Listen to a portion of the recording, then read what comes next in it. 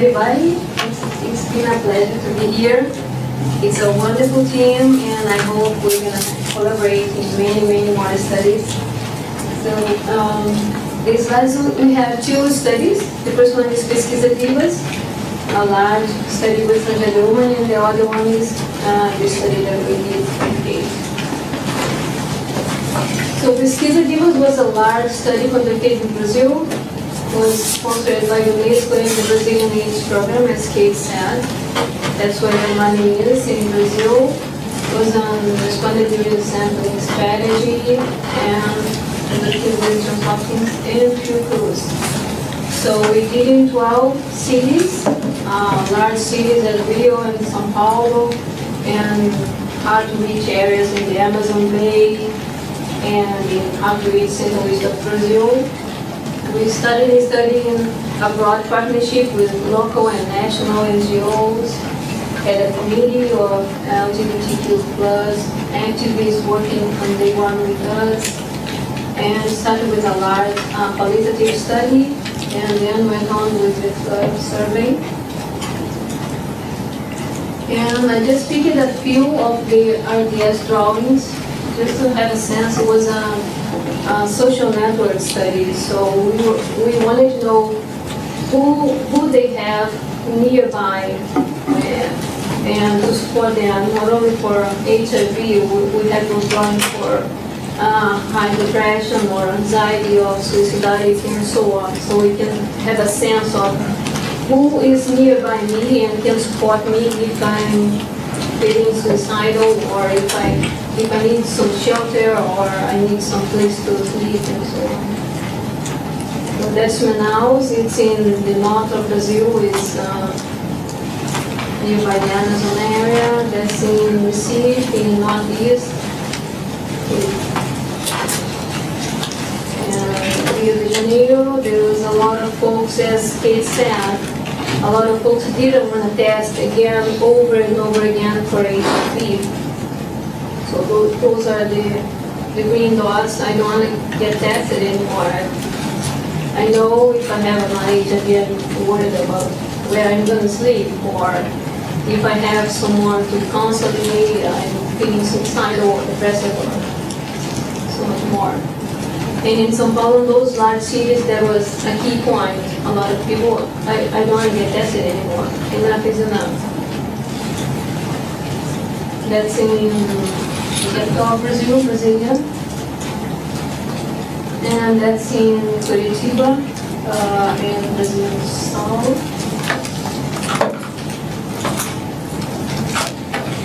And the qualitative data is really large. It was in 12 cities. We had 31 focal groups, 122 in-depth interviews with activists, policymakers, healthcare workers, the police. It was all recorded and prescribed in Portuguese, translated into English, and now we are trying to make sense of this huge data by the different cities and code it with NVIDIA. We just got a few codes. And most of the data shows that, in spite of being living in a large city as Rio or São Paulo, or in a small, hard-to-reach rural area, they suffer almost the same. A lot of discrimination and violence. They are kicked out of their houses, and so on. So it's like, good afternoon, everybody. Hi. Thank you, Kate, and all you from the department. In Brazil, you must understand that we have a specific way of living transphobia. And like you see, it's related mostly with the repression from the state, the government, or people who represent it. And this quote's about that. It's a woman from Manaus, like the Amazon forest, you know. She says, the cops, they are the worst human beings I've ever seen. And they shot at us just for fun. One day we were working here, shoot the baby, and they started shooting rubber bullets. Other day they took us to another place just to beat and rape everyone. That's the tradition from Brazilian province since the 19th century, and I'd like to detail this. Like that we have stories of transgender women who use educative risks, so the police will take them to the police station to rape them or to make them work in the place, because all of them thought that transgender women have sickness, have diseases, are sick. And when the HIV arrived in the 80s, they started cutting themselves and say they had HIV. So that was the only way they had to survive. And so after dictatorship, this was established as a rule for the police, and now we are trying to face this.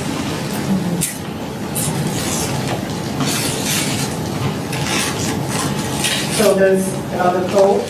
Here in Belo Horizonte is capital from Minas Gerais, the southern state in Brazil. Very large city. The mayor wanted to clean the streets, because they were building a new temple for the Universal Church that unfortunately you have here in the US, and didn't want us around. Many were arrested, the police was really violent, we couldn't even cross the street. And when I was 8, I was abused by my cousin, then when I was 10 or 11 by my stepdad, then I ran away, just to be abused by the police and clients in Brazil, my hometown. I was sick with fever and all, then my friends took me to the public hospital. They called me by my name, it was terrible, and I waited forever. No nurse, no doctor came to see me. Just the cleaning lady gave me some water. We waited hours and then we just left. No one talked to us. There's also threats from health professionals, and we make a lot of course about it to change their habits. It's interesting, as I'm reading and I also know something about Indian reality, that's something that happens there also. Like the denial, although constitutionally everybody has the right to access health, and in Brazil, the health system is different from here, it's universal. If any of you arrive there tomorrow and break your leg, you will be assisted. It may be difficult, but you will be assisted. But even though some people are not accepted, like there were cases, we are all prostitutes, but it was not by choice, because no one gave us another opportunity. You can ask all my friends, we hate, we are afraid of dying, we are beaten, raped, it's a terrible, really hard life. Salvador, the first capital of Brazil, in the northeast, and in Brazil, around 95% of transgender women only find jobs as prostitutes in sex work.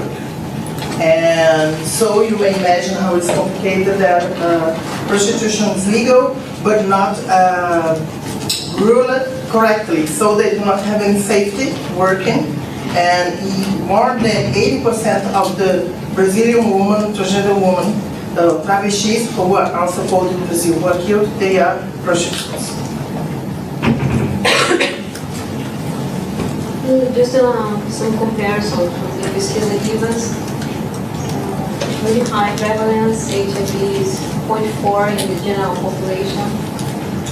And as Jaqueline just said, most of them are sexualists and not by their choices.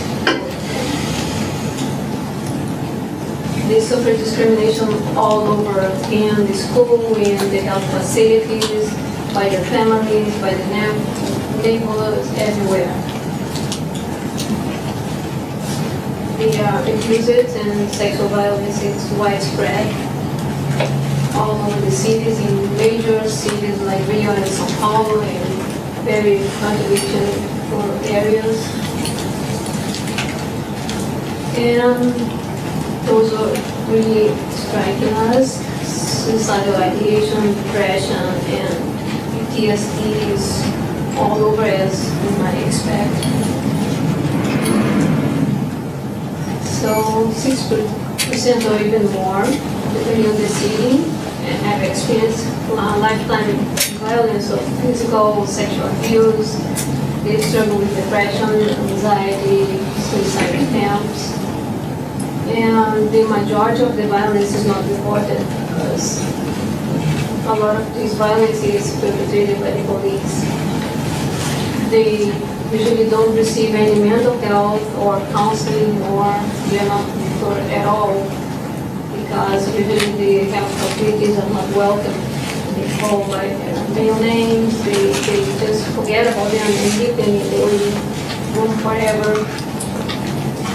And one key request for the participants was to have more opportunities to finish high school, to try to go to college. That's when we come together, me and Jaqueline.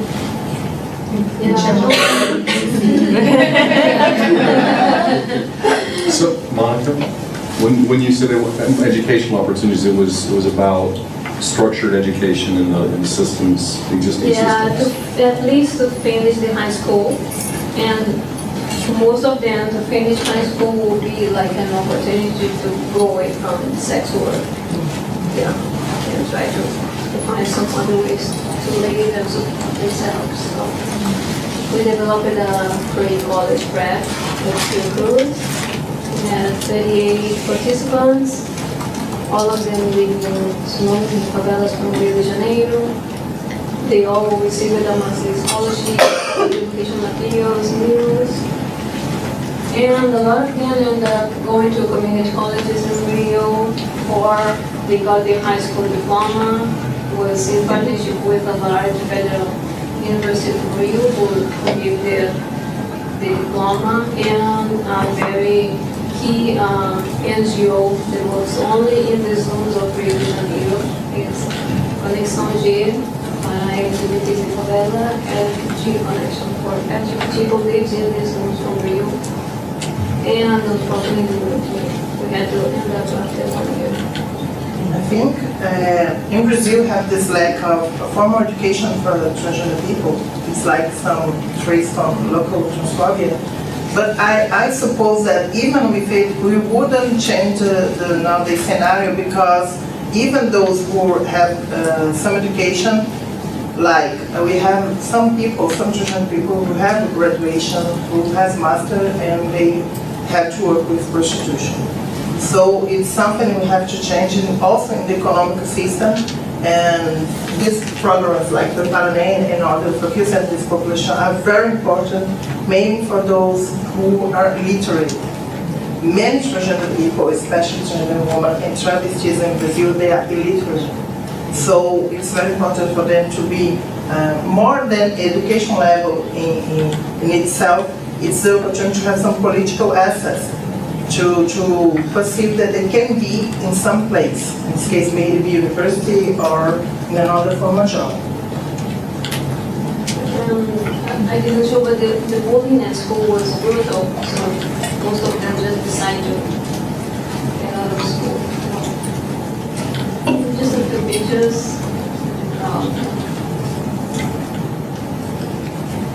And that's the study we did with Kate. Smile pilot data was a qualitative study, almost 1 year, with focal groups and brief interview.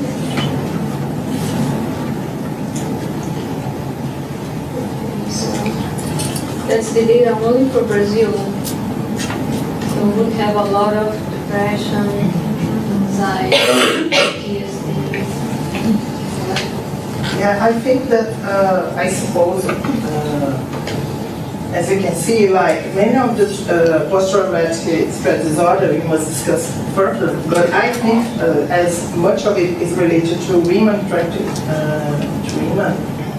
And you see also here high rates with biointeractors, mental math, and like I think there is some experience that people have with violence or rape or extreme violence.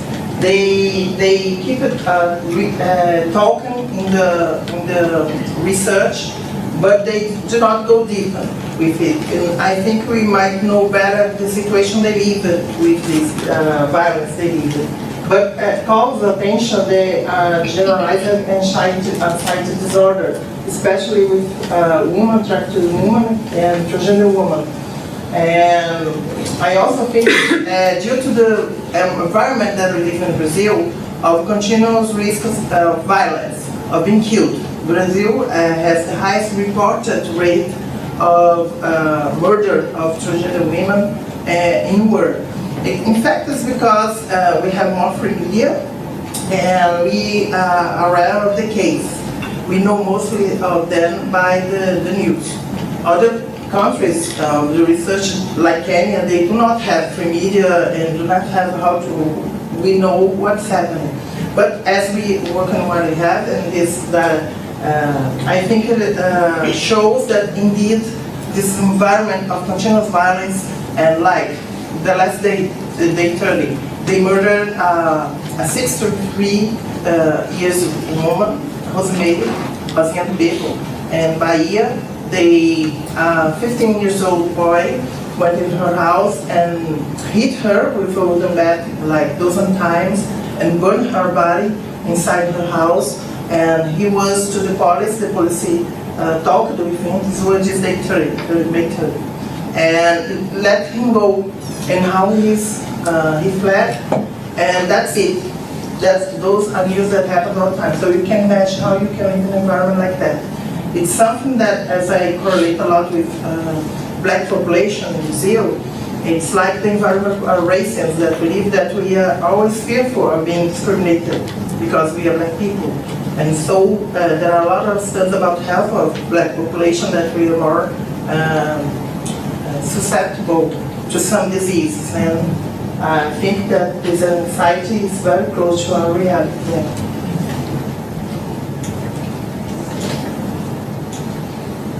Yeah, and that would help, but very low the self-esteem that we look at, like a moderator of this situation, and the social support is also low. And although I particularly think that although this is a small rate of self-esteem, it's enough for them to say, I do not want, and we saw that in the research, I do not want to change who I am. I want to change this reality. It's different for other countries that we researched, and I think that's important. Although low, although not solving the problems, this rate of self-esteem and some social support that I think we, with some intervention and some information-based actions, we may raise them. And I tell you very clearly, we must do it by ourselves. We can count with Brazilian government, not in this moment.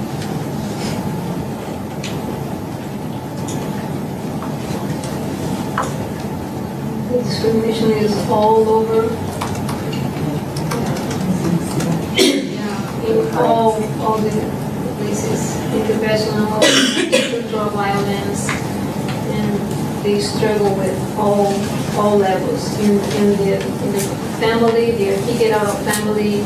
They have a poor support in the community, and they don't have enough places to work, and the health facility is not friendly in the schools and so on. So it's a lot of discrimination all over below the interpersonal and the structural level.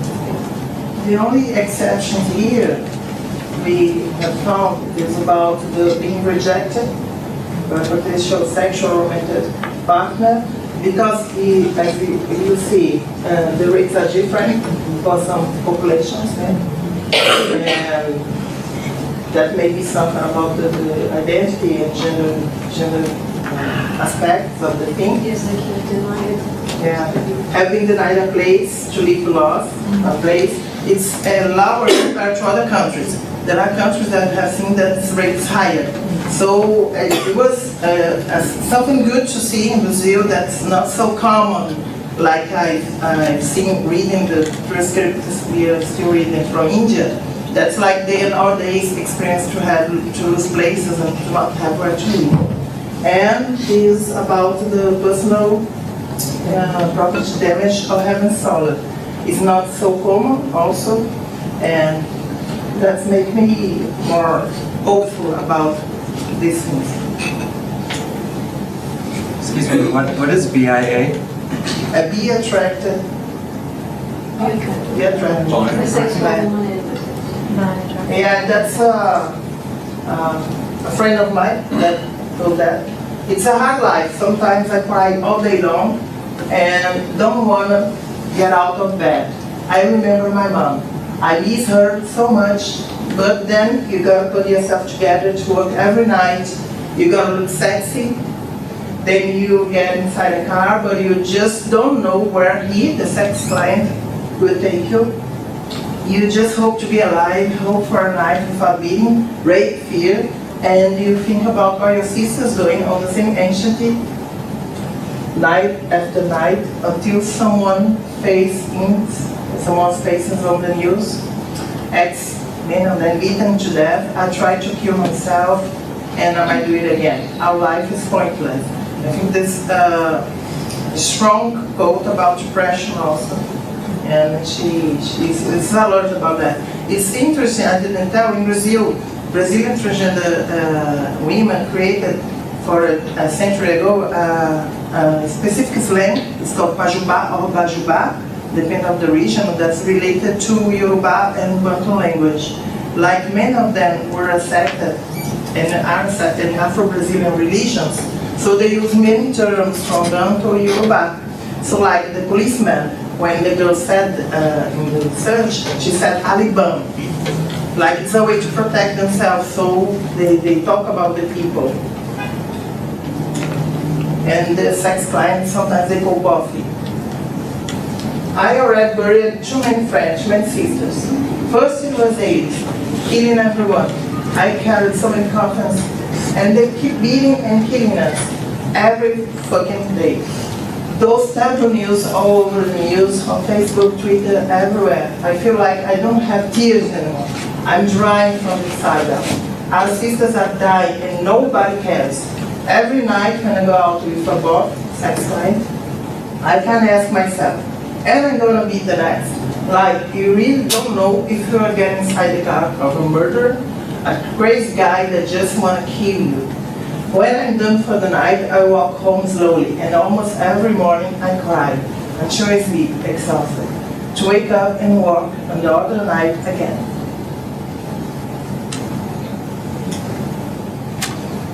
All my friends are being colored.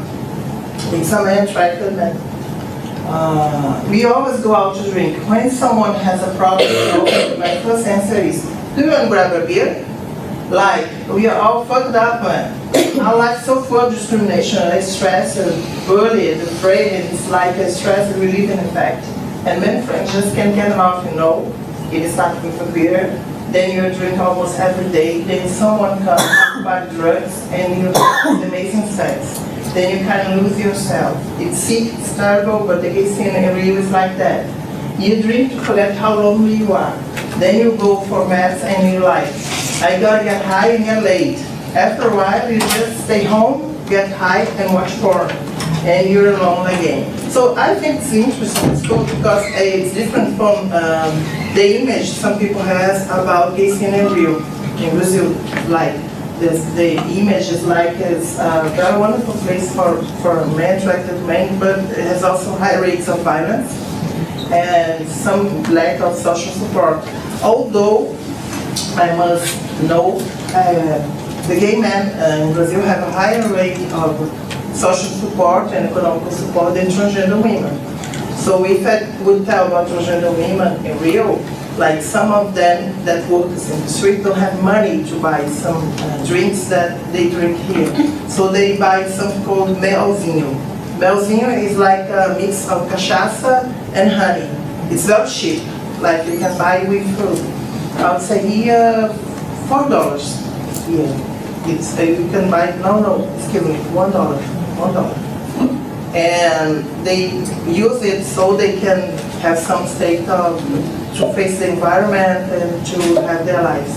And to try to sleep when they have time and they have conditions to buy some crack stones so they can support the reality they live.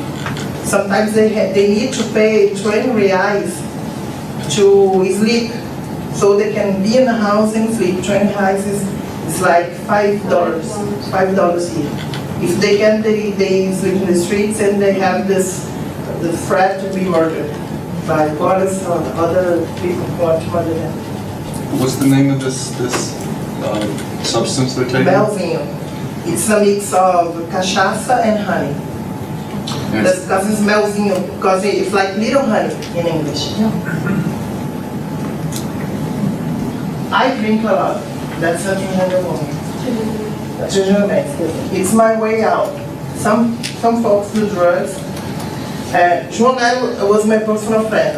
If we have time, other time to talk about him, it would be a pleasure to talk with you about him, about his life. John Mary, a writer and first well-known Brazilian trans man, smokes like crazy. He will die smoking. He didn't die smoking. He died this year. He died this year. He had cancer, and from many parts of his body, also due to smoking, but he stopped, and that's something. I feel personally very touched with this talk because I knew him personally. He was my friend. And I drink every day because I'm lonely. I have no friends. I feel super sad most of my days. Then I just grab a beer, then another, then another. It's how I cope with so much loneliness, stress all the time, and sadness. It's really hard to be a trans man in Rio, you know. It's just so much pressure and such a lonely life, and he cries. So it's like, John Ned is like a great reference for trans men in Brazil. He wrote a book called A Solitary Journey. He saw himself, he had this epiphany as trans man in the 60s during the dictatorship, and he was a psychologist. But when he decided to assume his gender identity, he went to, excuse me, I'll tell the story. We didn't have time ways to change identity, so transgender people were like, must be killed, just that. And transgender man wasn't visible anyway. So what did he did? He went with a friend of him, a travesti, a trans woman, to a notary. And they said that, the friend said that he was from the country, he didn't know how to read, he never had a birth certificate, so he had to do another one for him. And they did. So he had, until he died, he couldn't have a retirement in Brazil because he had two identities. And he couldn't work anymore as a psychologist because he had another identity other than his first one. And he worked as a taxi driver and writer. He studied with important people in Brazil. And so he wrote this book that's very important. He also became a soap opera. I don't know if it comes here. It's Forks of the Wanting, The Strength of the One. I was raped so many times, you know, by family members, clients, partners. The police is not, and it's not on rape. It's like everyone feels like they can touch your body without consent. I had guys touching my butt when I was walking the street with a friend inside the bus everywhere. It's crazy, even if you are not a prostitute or when you're not working the street, it seems like we are always for sale. You know what I mean? Like, you're not a mapo. You are for sale. If you're not seen as cisgender women, you are for sale.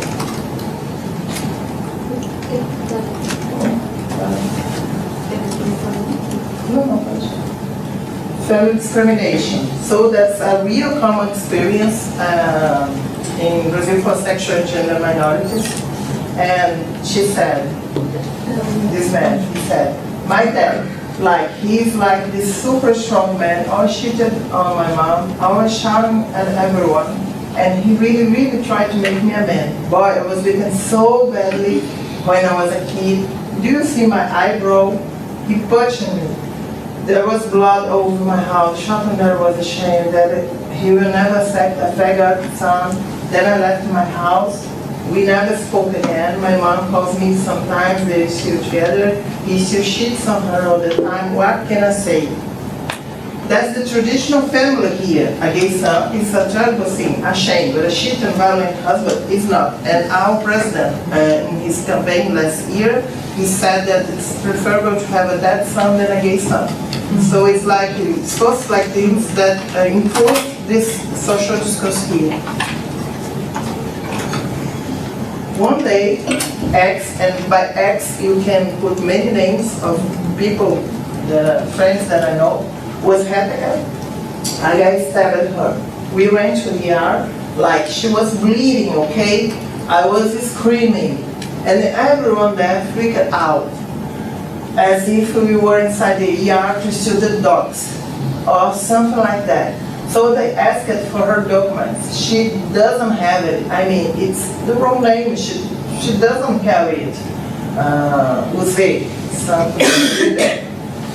And she was bleeding, okay? I was making a scene, screaming, she could die there, and they wanted the fucking document with male name. Long story short, they left her in the hall for 1 hour or even more.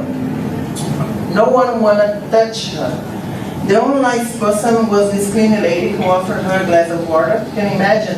And after they finally saw her, she had to be admitted to ER, and guess what? She was assigned to the male ward. My blood boiled just by remembering it.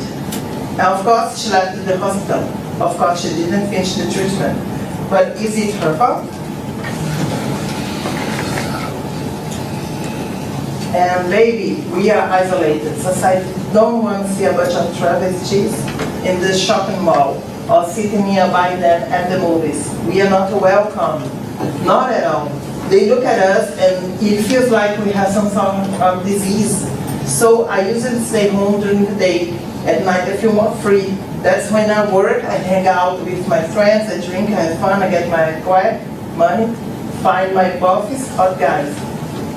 And that's, I want to comment, that was more common in ancient times. For the travestis from the 60s, the 70s, there were cases like they just could get out at night and for having sex work or doing something, and they couldn't walk in any place in the city. Like in Rio, they used to be all the time in Lapa. It's a neighborhood in Rio, a bohemian neighborhood. So they used to live there, and if they wanted to go to the beach, they wouldn't go to any beach, like famous beach like Copacabana or Ipanema. They would go like, it's a beach called Praia do Sacre. It's a piece of beach near Lapa that not so many people use. So they created their own ways to move between certain places because they weren't accepted out of this place. So it changed a lot. But still there is this lack of rights for the city for transgender people in Brazil. We have a friend in Janeiro, and she told a few months ago when she decided to take all of the girls to the movie, just to enjoy themselves and have some plans. And how everybody was staring, what are those travestis doing here?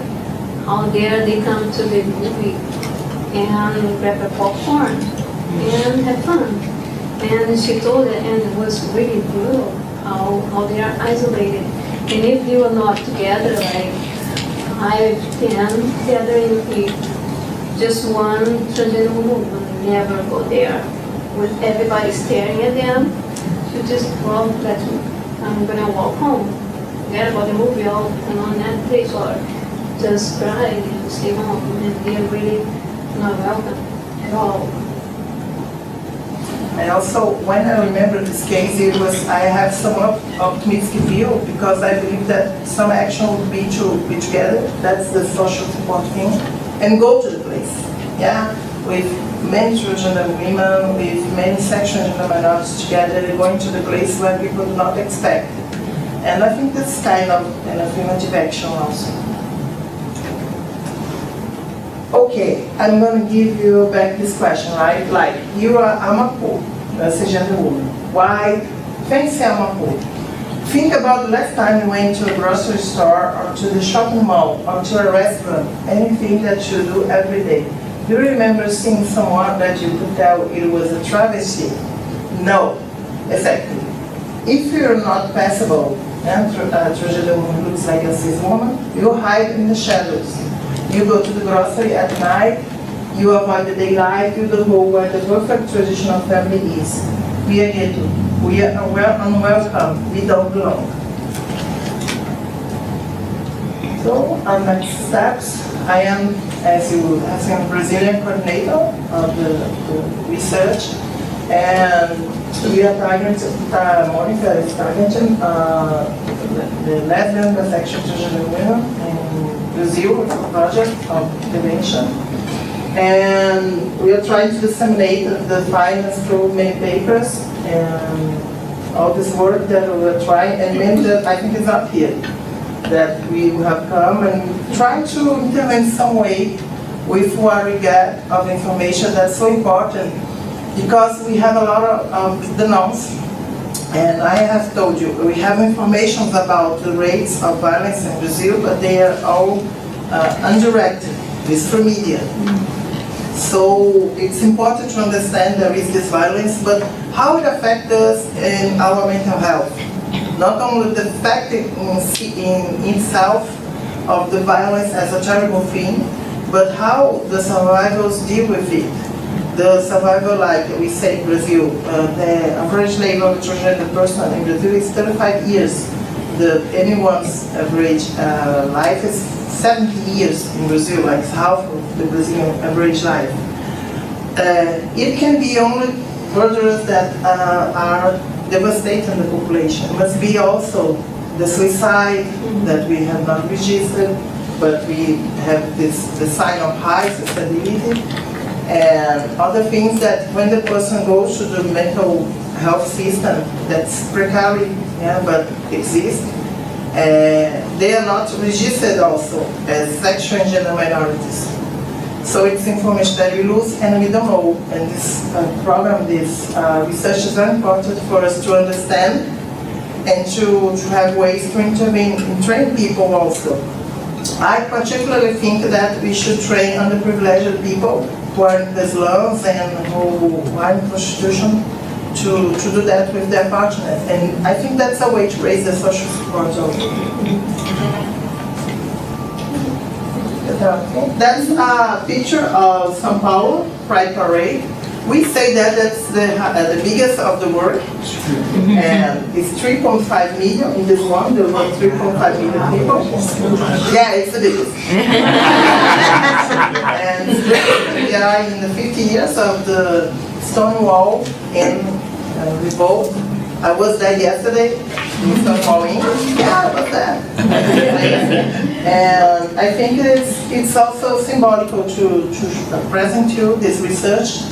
This research happens here, and we hope to make it wider in these 50 years of fighting for our existence and for improving a better society globally. Thank you.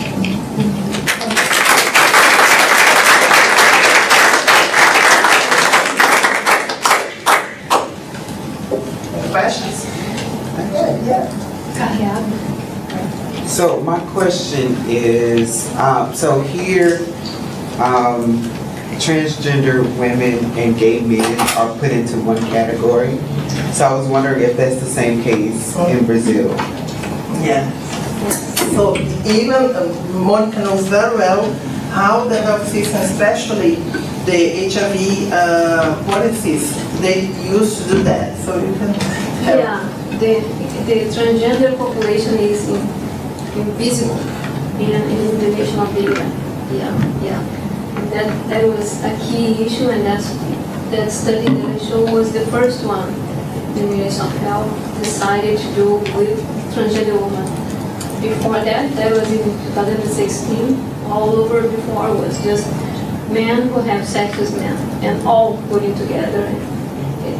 Yeah, doesn't make any sense. We don't know now with the new president and it's the same politics. He said, it's like an adult, but to understand the political stance, he said that he does support of obviously LGBTQ tourism. So he said that you, the foreign, can go to Brazil, not if you want to have sex with a man, but if you want to have sex with a woman, you can go to Brazil. So he said that. So I don't believe this will change the way he understands he doesn't understand the diversity of any people, not only sexual and gender minorities, any person that's problems he has.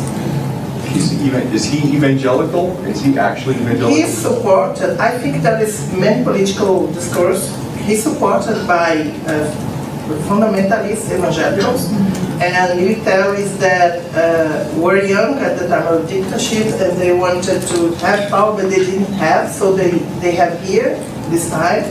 And some, a neoliberal group that wants to make an insurance reform in Brazil that will kill most of the population because in Brazil we don't have this experience of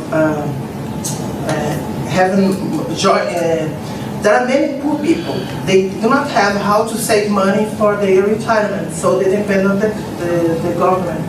So like more than 58% of the people who work in the rural areas wouldn't have how to retire. So he's supported for these three groups. And he was also, I can say that, he was supported and even he awarded a militia in Rio de Janeiro. He was neighbor from the man from militia who murdered my friend Marielle Franco, the city councilor. He is neighbor of this man, and he awarded many men from the militia, saying they are great people. Militia is a Brazilian like ex-cops that they saw that the drug dealers made a lot of money in the slums, so they killed the drug dealers and took the place. And they are worse than the drug dealers for the population. So that's the people that he is close to. He says he's a good citizen person.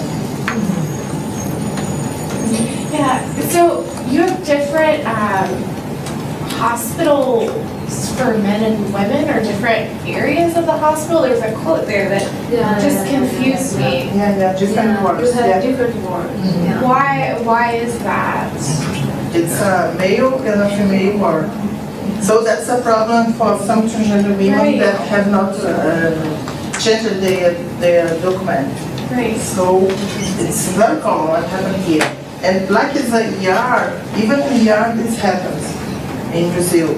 And it's interesting because the Ministry of Health has a national It's all open, LGBT the policy. the ER is all open, you don't have your private ones, so it's all like It's so cubes, but it's open. And if you're more comfortable, and they you don't have a, in the public facilities, you don't have a closed door or anything. That doesn't make it okay. I just was trying to understand. The problem is that in Brazil we have a national LGBTQ policy for health system, and the policy says it was written. We wrote it in the 2000 on the national conference with the presence of President Lula, and the policy says that a transgender woman or man can choose a ward according to her gender identity. So you see, even we have a policy, it doesn't work. In the case of our baby yesterday, some place of Brazil. And there is a lot of rape cases, so they're really afraid to sleep over in the inpatient unit for a night or more. Could you tell our friends and colleagues about the program that you'd like to start to educate for education for sexual and gender minorities, particularly trans folks in Rio? And so for not much money, Jack, we need some help. I think we can provide. Good. Can you describe the program, the education program? And we have many ideas. So, in fact, I also wanted for a long time to train people. I showed them. I receive a lot of messages in my WhatsApp mainly of transgender people who are searching for help, and they are many times angry about that, and that's something sometimes they fight each other, and that's how are you going to help me, and we do not have public support like we have in the system in Brazil, but it's not enough for the average population. Like we should have at least 300 centers of psychosocial assistance. We abolished theoretically, we abolished the mental institutions in Brazil. We have a reform, a psychiatric reform in the 80s.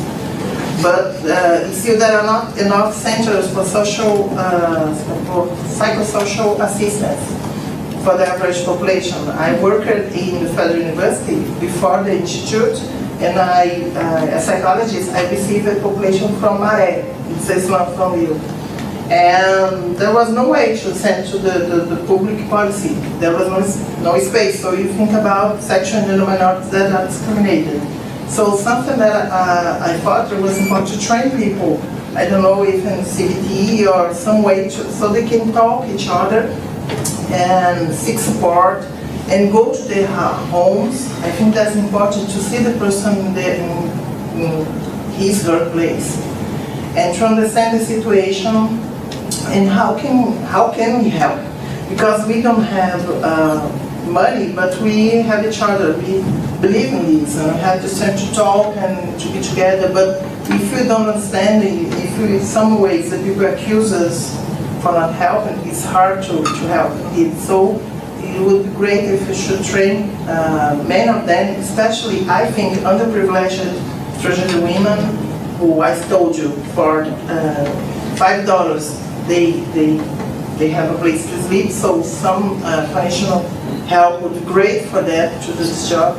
And to be a social support to each other, but a trained social support, to know how to talk and avoiding things that in psychology work a lot, that not to accumulate the trauma that already exists. And that's something that they would not do a psychology work, but responsible work and would be wider than what we are doing right now. Another thing that I thought about, I teach in a campus. My campus is in Belfort Roxo. It's Baixada Fluminense. It's on the outskirts. It's very poor. It was in the 80s the municipality with the most number of murders in Latin America, Belfort Roxo. And the mayor in the time when it was created, his name was Jock. Jock, he was from Militia, and he was mayor, and he just an adult. And he decided to face the violence in Belfort Roxo by changing the symbol of the city. It's a heart. So that's the public policy he did about the violence in Belfort Roxo. I teach in this place, and he also said this Monday some students could go to school because they were shooting nearby. There are a lot of slugs and drug dealers are fighting there. So in this campus, we are focused in cultural industry and cultural economy, and we offer courses like fashion, design, entrepreneurship. And the last year, I tried to offer, they are all free for population. And the nowadays neighbor doesn't want us to stay there because he would have a supermarket there than our federal institute. So you understand the environment. So we are striving to be there. The terrain is ours. It's federal. We are a federal institute, and have to deal with this particularity. I think this is the best place for us to be, and to change this reality to help the many black women that are the majority of my students. From the 60s to the 70s, I have students. And this entrepreneurship course is very good because we teach them to make business plans, and they have main ideas. How can they work them? And in Brazil, black women are the greatest entrepreneurship because they are not in the formal market. So that's a way for survival and to help their kids. So I fought with my friends from the Institute for offering a class especially for sexual and gender minorities, specifically transgender people. And we couldn't open because they were so poor that they couldn't move, have transportation and food to be in the institute. And that's also about urban mobility. Yeah? So I think that I was looking for some financial help to, like, for $50 a month, they could go to school and lunch and have this education. You could have a class specifically for sexual and minority, and I hope many of these women, these transgender women, travestis that are talking here would be there and would have more than just a lecture about internship, but a whole course that we offer that has 165 hours. It's a semester, and we may improve a lot of lives. So just two projects that I think about that are related with this reality we are dealing with.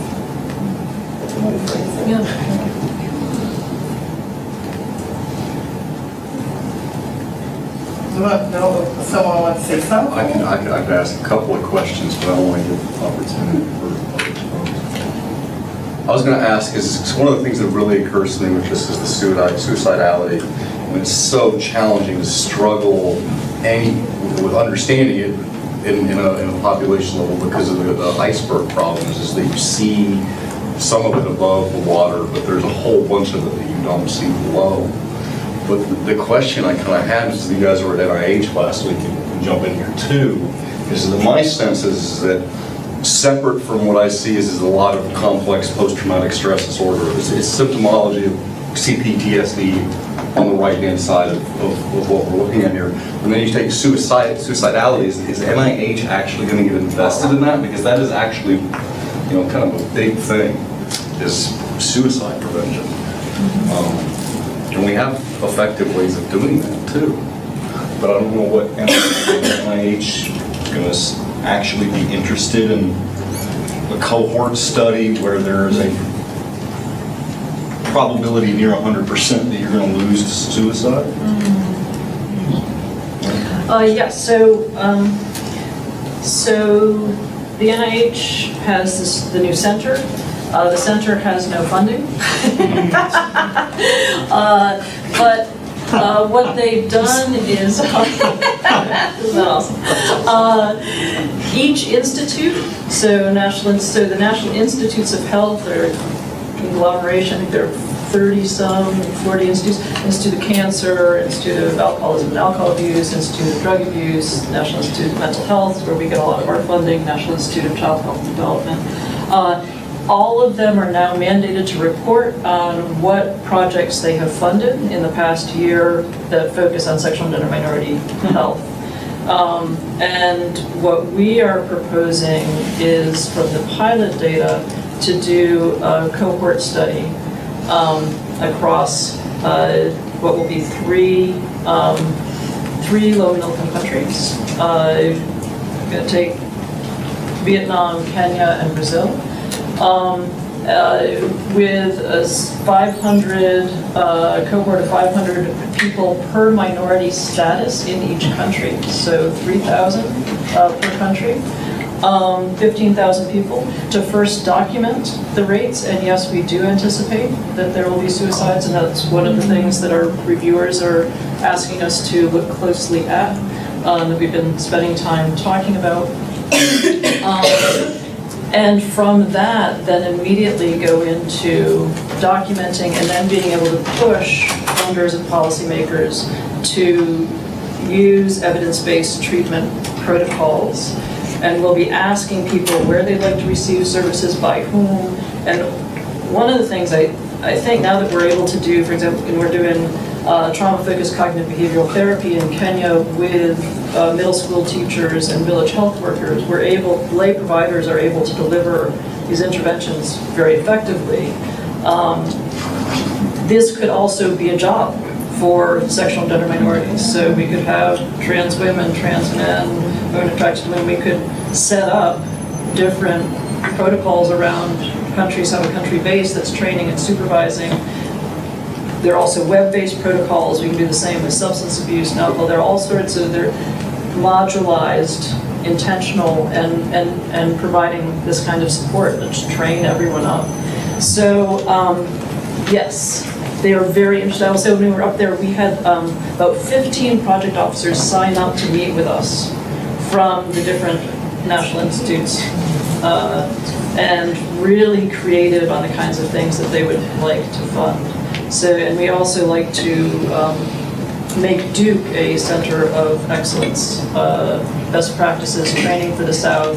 So we're putting forward a program to the chancellor and provost and powers that be to get some funding to start creating what we're calling the Program for the Understanding of Sexual and Gender Minority Health in the U.S. South and Global South, Southern U.S. and Global South. That would also have a policy and advocacy arm to it, so research and then best practices training and policy advocacy. And there's a lot of interest in doing that also. So we have a list now of about 80 people around Duke, clinicians and researchers who want to be part of the program in some way. And if you're interested in that, please let me know. And Brazil is going to be a little bit complicated because we might end up with a lot of liability from either physicians or psychologists and stuff like that.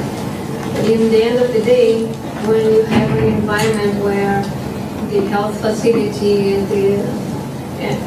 are not welcoming at all, if you can train those folks who are in the slums, who are on the streets, who are sex workers and who know someone who will skip one night and might be suicidal, in the end of the day, those people can save one life, 10 lives, and the health facility is not there. So we might need to be creative and tell them they are not trained to be a CBT, they are coaches, they are peer helpers, they are something else. But in the end of the day, they're going to save lives. And the psychologist inside a very fancy place will never be able to talk with as transgender, black sex workers who is, being beaten almost to death almost every night. And they can change their lives, that's for sure. And if they can make some money to pay for one night, it's $5 a night, that's nothing. It's nothing in their savings. So I think it's in the community. We cannot go to academia and to, the high Minister of Health. We gotta work with the community, and that's where we can change the environment in Brazil, in Kenya, in Vietnam, and everywhere. That's for sure, yeah. Thank you both, actually, for the presentation, and thank you for doing the work that you have been doing.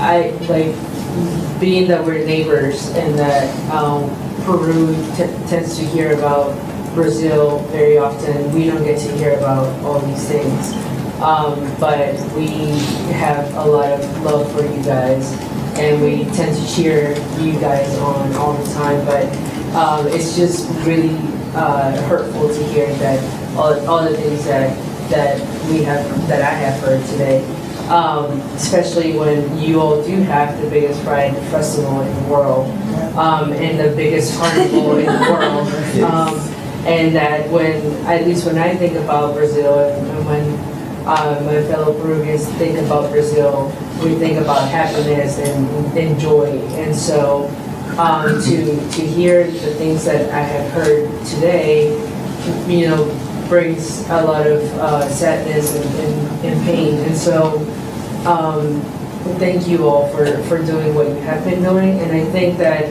going along with what you were just saying, Monica, making sure that people who are on the grounds are trained and also paid, and not just like the bare minimum, but paid for what they're actually providing, which is a lot of service and a lot of heavy duty emotional service, right? So one thing is to be like the friend who's like, yeah, here I am as a support. But once they're trained and once they're doing the emotional support that they have been doing anyways, they need to be paid more than that bare minimum. And I think a lot of times we forget that there's a lot of emotional burden on that aspect, and we're like, well, all it takes is $5 per se. So we're gonna do that, and we're gonna budget for that. And then the people who are not as close to that field work are the ones that are like getting the big bucks. And we need to make sure that we pay Black women, and make sure that we pay, trans women, so we need to do that. So that's all I wanted to say, and thank you again. Thank you so much. When I think of that, my thesis was about the politics and identity in the Pride parades. So when I think about that, it's a great thing you brought. I think that I take a social psychologist, Serge Moscovici, who was the inventor of the social representation theory. And he has a theory about minorities psychology that says there is a difference between power and influence. Like we influence society. We create signals that people who are in the center, they can see, they don't create. Like I've been in Harlem the other day, and I've seen that, the creation of jazz and all those things that wasn't in another place. And like, if you have a movement of millions of people, why can't you elect a congressperson who represents them? And when this person was elected, it was the case of Janeiro, he had to flee Brazil the last year because the president is his enemy. So that's the difference between influence and power. We have influence. How can we change it to power? That's the leap that we must take.